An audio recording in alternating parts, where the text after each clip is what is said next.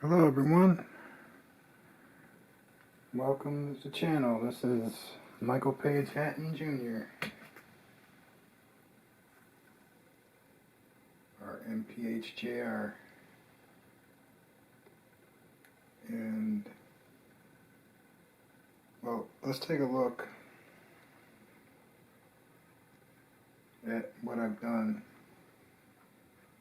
Hopefully this will allow us to attach other discs to the side of this thing, not just on top.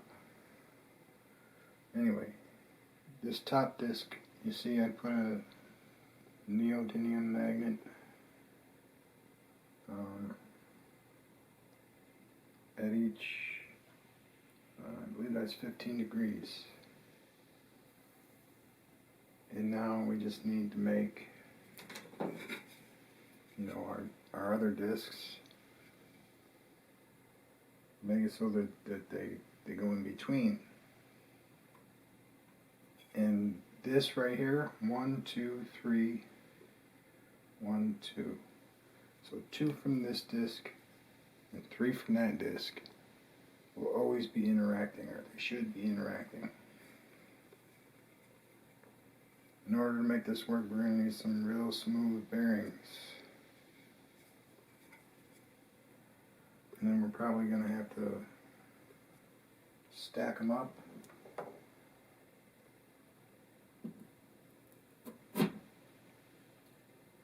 So we put one of these couplers on here and we put it where we want the disc to be. Then we need to put a bearing on that. And we need to put this bearing right here, on top of that. And then we need to put another bearing on top of that, because we're going to need, more than likely, to, well, I don't know, with the bearing in the disc like it's supposed to be.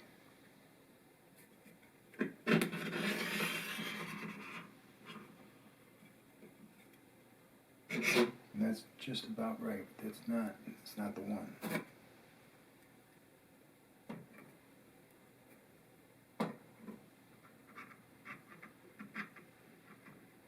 That looks like it might be it, but there it goes.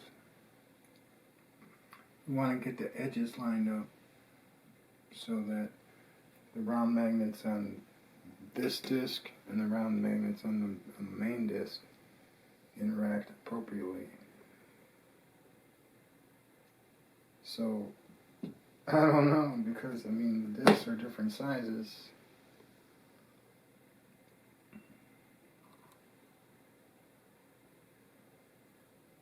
And yeah, this thing ended up being really heavy. Wow, that just generated a bunch of electricity. Me spinning that. So these solenoid coils also generate. And just spinning it like that almost generated a volt. But let's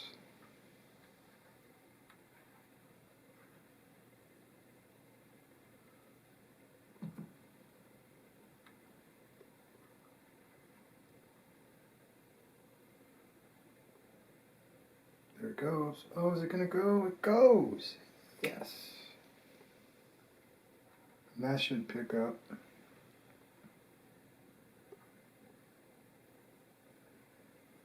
And we got the 500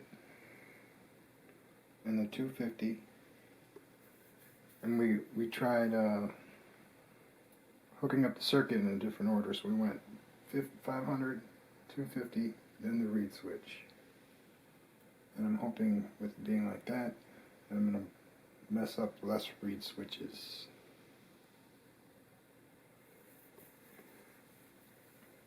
And I hope that this will be able to push that. that this will be able to push this. Should be able to. It seems pretty easy to do in my hand.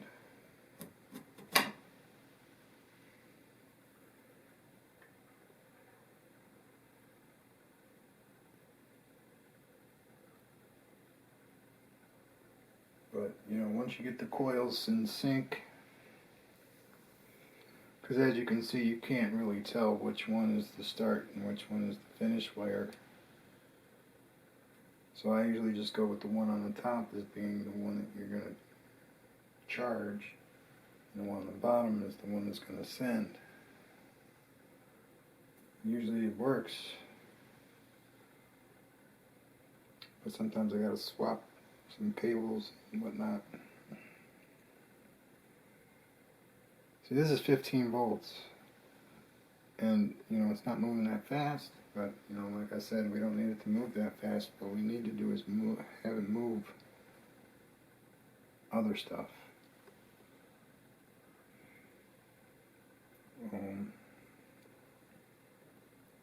So yeah, and these just came today. Aren't they pretty?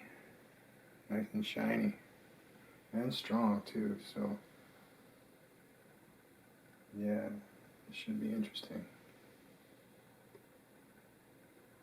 But as of right now, I've glued the top disc on after I glued the magnets on the top disc. And then I spent like 2 hours trying to build a smaller version of this on a horizontal. See how this is vertical, but the horizontal version. But my rotor was way too thin. It was like a pre-roll blunt package. It's right over there if you can see it. But anyway, the magnets were way too close, and oh, this was my first solenoid coil that I made using a template, I guess you'd call it, or a bobbin. Nowhere near strong enough. I don't know what's wrong with it, but maybe it's the fact that it's 26 gauge. Yeah, it's 26 gauge. I'm going to do one with 32.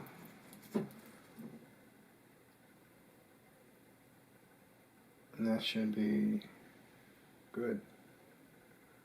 We should get some awesomeness out of it. Well, anyway, I think that's cool. Even though it doesn't work. It's tight, compact, it's neat. Like, you look at this one, and then you look at that one, and it's like, yeah, right on. So, I just need to get the right wire.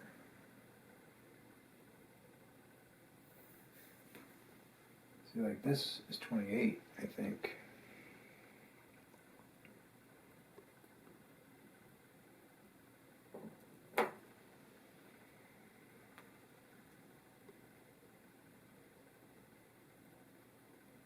And I like that because that's pulling 0 amps, and the way I had it before, we were already pulling amps, like, and it would stop running.